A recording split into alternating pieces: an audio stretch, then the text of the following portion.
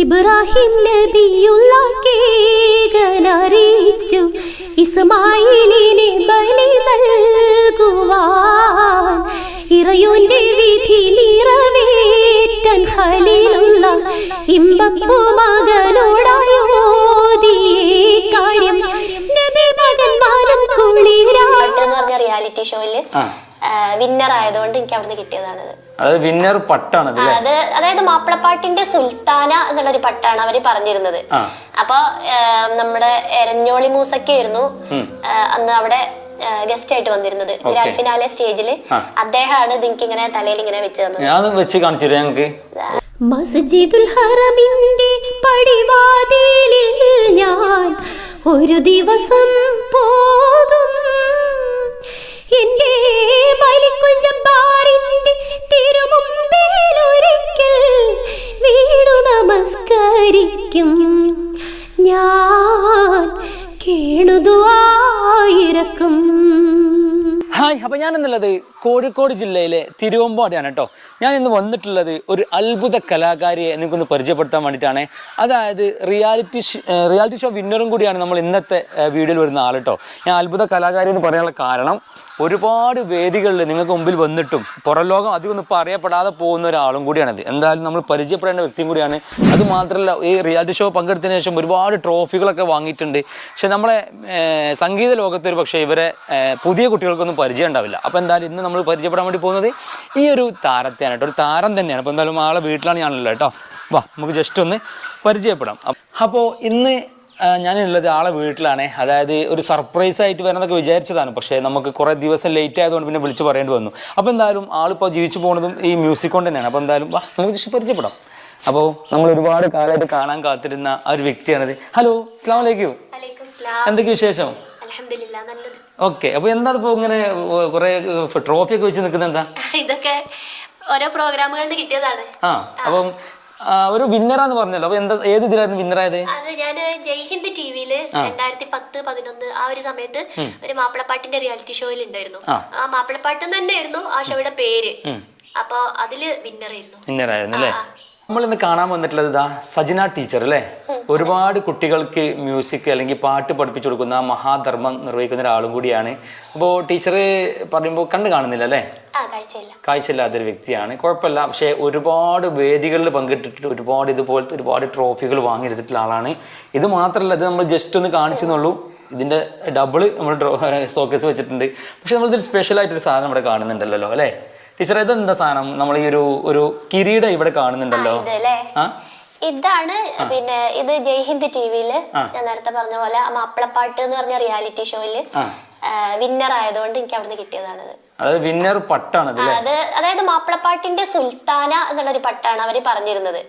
അപ്പൊ നമ്മുടെ എരഞ്ഞോളി മൂസക്കായിരുന്നു അന്ന് അവിടെ ഗസ്റ്റ് ആയിട്ട് വന്നിരുന്നത്. ഗ്രാൻഡ് ഫിനാലെ സ്റ്റേജില് അദ്ദേഹമാണ് ഇതിക്ക് ഇങ്ങനെ തലയിൽ ഇങ്ങനെ വെച്ച് തന്നത്. ഞങ്ങൾക്ക് മാപ്പിളപ്പാട്ടിന്റെ സുൽത്താന. അപ്പൊ എന്തായാലും ടീച്ചർ ഇപ്പോ എന്താ പറയാ, ഈ ഒരു ട്രോഫി വിൻ ചെയ്തതിന് ശേഷം 2011 മാർച്ചിൽ. ഓക്കെ. അതിനുശേഷം ഇപ്പോ ഇപ്പുറം 14 വർഷം കഴിഞ്ഞു. 14 വർഷം കഴിഞ്ഞിട്ടും പിന്നീട് ഇതുപോലെ വലിയൊരു എന്താ പറയുക വേദിയിലോ അല്ലെങ്കിൽ വലിയൊരു ഇന്റർവ്യൂസിലോ അല്ലെങ്കിൽ അങ്ങനെ ഒന്നും ടീച്ചർ പിന്നെ കണ്ടില്ല. അതിന്റെ കാരണം എന്തായിരുന്നു? അതിനുശേഷം ഞാൻ ഐഡിയ സ്റ്റാർ സിംഗറിൽ വന്നിരുന്നു. Asianet idea star singer 6th സീസണില്. അത് 2011 തന്നെയാണ്. അപ്പൊ ഈ പിന്നെ ജയ്ഹിന്ദ് ടിവിയിൽ വിന്നറായി. അതില് ആ ഒരു സമയത്ത് കുറച്ച് പ്രോഗ്രാംസ് ഒക്കെ കിട്ടിയിരുന്നു, സ്റ്റേജ് പ്രോഗ്രാംസ് ഒക്കെ കിട്ടിയിരുന്നു. അപ്പൊ ആ സമയത്ത് തന്നെയാണ് ഈ പിന്നെ ഐഡിയ സ്റ്റാർ സിംഗറിൽ പങ്കെടുക്കാനുള്ള അവസരം കിട്ടിയത്. അതില് പക്ഷെ ഞാനൊരു 3 സ്റ്റേജ് ഉണ്ടായിരുന്നുള്ളൂ. ഒരു 6-7 റൗണ്ട് പാട്ടുകൾ പാടാൻ എനിക്ക് പറ്റിയുള്ളൂ. അത് കഴിഞ്ഞ് എലിമിനേറ്റഡ് ആയി പോന്നു. പക്ഷെ അതിനുശേഷം പിന്നെ അങ്ങനെ ചാനലുകളിലൊന്നും വന്നിട്ടില്ല. പിന്നെ ഞാൻ കുറച്ച് സ്റ്റേജ് പ്രോഗ്രാംസ് ഒക്കെ കിട്ടി, അങ്ങനെ അങ്ങ് പോയി. പിന്നെ ടീച്ചിങ് ഫീൽഡിലേക്ക് കിടക്കുക ചെയ്തത്. അതും മ്യൂസിക് തന്നെ. എനിക്ക് മ്യൂസിക്കിന്റെ ഫീൽഡിൽ ഒരു ജോലി കിട്ടണമെന്നേ ഉണ്ടായിരുന്നുള്ളൂ. അത് കിട്ടി. നിലവിൽ താമസം തിരുവമ്പാടി. വർക്ക് ചെയ്യുന്നത് Kinassery government vocational higher secondary സ്കൂളല്ലേ? ഹാപ്പിയാണ്. ഓ അൽഹംദുലില്ലാ. പ്രോഗ്രാം ഇപ്പൊ സ്റ്റേജ് പൊതുവെ കുറവാണ്. സ്കൂളും കുട്ടികളും ഒക്കെ ആയിട്ട് അങ്ങനെ പോകുന്നു അല്ലേ? ഓക്കെ. അപ്പം ഏതായാലും ഞങ്ങൾ ആകാംക്ഷയോടെ കാത്തിരിക്കുന്ന ടീച്ചറുടെ ആ ഒരു എന്താ പറയുക ആ ഒരു സ്വരം അല്ലെങ്കിൽ ആ ഒരു ശബ്ദം അത് പാട്ടിലൂടെ കേൾക്കാൻ വേണ്ടിയിട്ടാണ്. അപ്പോൾ എന്തായാലും ഒരു പാട്ട് നമുക്ക് പാടിയിട്ട് തുടങ്ങാം അല്ലേ? ശരി. മസ്ജിദുൽ ഹറമിന്റെ പടിവാതിലിൽ ഞാൻ ഒരു ദിവസം പോകും. എന്റെ മലിക്കുൽ ജബ്ബാറിന്റെ തിരുമുമ്പിലൊരിക്കൽ വീണു നമസ്കരിക്കും. ഞാൻ കേണുദുആയിരക്കും. മസ്ജിദുൽ ഹറമിന്റെ പടിവാതിലിൽ ഞാൻ ഒരു ദിവസം പോകും. ഹജറുൽ അസ്വദ് ചുംബിക്കും ഞാൻ. 7 തവാഫുകൾ നിറവേറ്റും. ഹജറുൽ അസ്വദ് ചുംബിക്കും ഞാൻ. 7 തവാഫുകൾ നിറവേറ്റും. കഅബത്തിൻ കില്ല പിടിച്ചിടും. എൻ ഖൽബിൻ സങ്കടമോദിടും. കഅബത്തിൻ കില്ല പിടിച്ചിടും. എൻ ഖൽബിൻ സങ്കടമോദിടും. കരുണാമയനിൽ തേടിയിടും. സൂപ്പറായിട്ടോ. റോമ എണീറ്റ് നിൽക്കുകയാണ്. ടീച്ചറ് വോയിസ് ഒരു ഗിഫ്റ്റഡ് വോയിസ് ആണല്ലോ അല്ലേ? ഉണ്ടല്ലേ? അത് അങ്ങനെയാണ്. വെച്ചാല് കഴിവുള്ള ആളുകൾ അങ്ങനെയാണ്. പക്ഷെ ടീച്ചർ ഇന്നേ വരെ പിന്നെ എന്തുകൊണ്ട് ഒരു ചാനലിലോ പിന്നീട് വന്നില്ല എന്നുള്ളതാണ് എൻ്റെ ഒരു സങ്കടം. അത് പൊതുവെ പിന്നെ എന്താ പറയാ, ഇതുപോലെ ഇപ്പോഴത്തെ ഒരു ട്രെൻഡ് എന്ന് പറഞ്ഞാൽ നമ്മൾക്ക് പാട്ട് മാത്രം പോരാ. പാട്ടിന്റെ കൂടെ വേറെ കുറച്ച് സംഗതികളൊക്കെ, അതായത് നമ്മൾ പെർഫോം ചെയ്യണം, ഡാൻസ് ചെയ്യണം, കോഡ്ലെസ് മൈക്കൊക്കെ എടുത്തിട്ട് നമ്മൾ ഓഡിയൻസിന്റെ ഇടയിലേക്കൊക്കെ ഇറങ്ങിച്ചെന്ന് അവരൊക്കെ ഒന്ന് കയ്യിലെടുത്ത് അവർക്ക് ഇങ്ങനെ ജസ്റ്റ് പാടാനൊക്കെ മൈക്കൊക്കെ കൊടുത്ത് ആ ഒരു രീതിയിലാണ് ഇപ്പൊ സ്റ്റേജ് ഷോകളൊക്കെ പോണത്. അതെ അതെ അതെ. പാട്ട് ഞാൻ പറയുന്നു, അവരൊക്കെ അങ്ങനെ ചെയ്തെങ്കിൽ പോലും ടീച്ചർ അവിടെ പോയിട്ട് പാട്ട് പാടി കഴിഞ്ഞാൽ കാരണം അത്രയും നല്ല ശബ്ദമല്ലേ. അല്ല, വിളിക്കുന്ന സ്റ്റേജുകളിലൊക്കെ നമ്മൾ പങ്കെടുക്കുന്ന സ്റ്റേജുകളിലൊക്കെ നല്ല അഭിപ്രായങ്ങളെ ഇതുവരെ കിട്ടിയിട്ടുള്ളൂ. അധികം ഞാൻ മെലഡി സോങ്സ് ആണ് പാടാറ്. അപ്പൊ മെലഡിയൊക്കെ ഇഷ്ടപ്പെടുന്ന ഒരുപാട് ആളുകൾ ഇപ്പോഴും ഉണ്ട്. അപ്പൊ അവർക്കൊക്കെ ഇഷ്ടമാണ്. ഓക്കെ ടീച്ചറെ, ഏതായാലും ടീച്ചറെ കണ്ടേൽ തന്നെ വളരെ സന്തോഷമുണ്ട്. കാരണം വെച്ചാല് നമുക്കൊരു ഫ്രണ്ട് വഴി ആണ് ടീച്ചറെ ഇങ്ങോട്ട് വീഡിയോയിലേക്ക് എത്തി കിട്ടിയത്. അപ്പൊ എന്തായാലും ടീച്ചറെ പരിചയപ്പെട്ടപ്പോൾ വളരെ സന്തോഷം. ഇനി നമുക്ക് ഫാമിലിയെ കുറിച്ച് നോക്കാമല്ലോ അല്ലെ? ടീച്ചറെ ഫാമിലി എങ്ങനെയാണ്, എവിടെയാണ് ടീച്ചർ ഇപ്പം എങ്ങനെയാ താമസം എന്നൊക്കെ പറയാൻ പറ്റുമോ? പിന്നെ ഉപ്പ ഉണ്ട്. പിന്നെ ഉമ്മ മരിച്ചിട്ടിപ്പോ 1 കൊല്ലവും 3 മാസവുമായി. പിന്നെ ഇവിടെ എന്റെ ഇക്കാക്കയാണുള്ളത്. ഇക്കാക്കയും ഫാമിലി ഉണ്ട്, കൂടെ താമസമുണ്ട്. പിന്നെ എനിക്കൊരു ജ്യേഷ്ഠത്തി ഉണ്ട്. അവളിപ്പോ ഖത്തറിലാണുള്ളത്. അവളുടെ പേര് സാജിദ. സിംഗറാണോ? അല്ലല്ല. ഇപ്പൊ ടീച്ചർ നല്ല പോലെ പാട്ട് പാടുന്നുണ്ട്, ഏത് പറഞ്ഞാലും പാടുന്നുണ്ട്. അപ്പൊ ടീച്ചറൊക്കെ ഇഷ്ടപ്പെടുന്ന കുറെ ആൾക്കാരുണ്ടല്ലോ സമൂഹത്തില്, ഫാമിലി ആയിക്കോട്ടെ, ടീച്ചറെ ഫ്രണ്ട്സ് ആയിക്കോട്ടെ. അപ്പൊ അവർക്ക് വേണ്ടിട്ട് നമുക്കൊരു പാട്ട് പാടി കൊടുത്താലോ? അല്ലേ? അത് ഞാൻ പറയുന്ന പാട്ട് പാട്ടോ ടീച്ചർ? അറിയാവുന്നതാണെങ്കിൽ നമുക്ക് ട്രെൻഡിങ്ങിൽ ഇൻസ്റ്റാഗ്രാമിൽ കളിച്ചുകൊണ്ടിരിക്കുന്ന പാട്ടാണ് നീ തരും ഔദാര്യം അല്ലേ? എവിടെ നോക്കിയാലും ആ ഒരു പാട്ടാണ്. ആ പാട്ടൊന്ന് ട്രൈ ചെയ്താലോ? ട്രൈ ചെയ്യാം. ഞാന് ഇതുവരെ ആ പാട്ട് എവിടെയും പാടിയിട്ടില്ല. തെറ്റിപ്പോന്ന് അറിഞ്ഞൂടാ. നമ്മുടെ പ്രേക്ഷകരല്ലേ, അവരെ സപ്പോർട്ട് ചെയ്യും. ഓക്കെ, തുടങ്ങാം അല്ലേ? നീ തരും ഔദാര്യം ഇല്ലെങ്കിലേ ഭൂമി മൺകൂനയാവാൻ നിമിഷം മതി.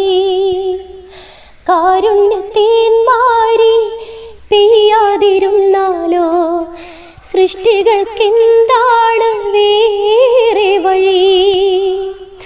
കണ്ണീരുണങ്ങാത്ത പാവങ്ങൾ ഞങ്ങൾക്ക് നീ മാത്രമാണല്ലോ ഏകത്തണി. അല്ലാ, ഞങ്ങൾക്ക് നീ മതി. ഹസ്ബുനല്ലാഹു വ നിഅമൽ വകീൽ, നിഅമൽ മൗലാ വ നിഅമൻ നസീർ. ഹസ്ബുനല്ലാഹു വ നിഅമൽ വകീൽ, നിഅമൽ മൗലാ വ നിഅമൻ നസീർ. നീ തരും ഔദാര്യം മൺകൂനയാവാൻ നിമിഷം മതി.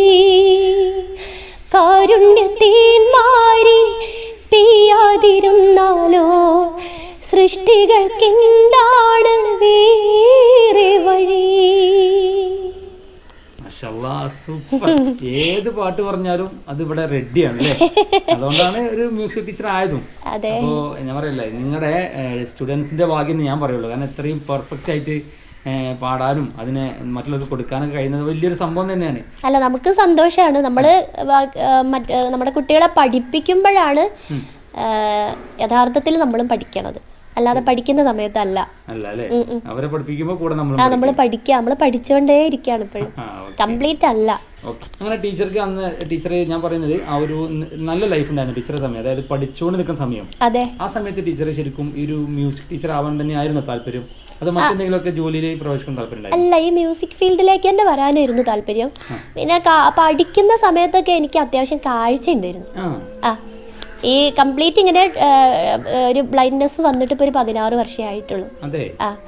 അപ്പം അന്നൊക്കെ ഓടിപ്പാഞ്ഞ് ഒക്കെ നടക്കുമായിരുന്നു. പിന്നെ എഴുതിയും വായിച്ചൊക്കെ പഠിച്ചതാണ്, ഈ ലോകമൊക്കെ കണ്ടതാണ്, എന്താണ് ഏതാന്നൊക്കെ അറിയാം.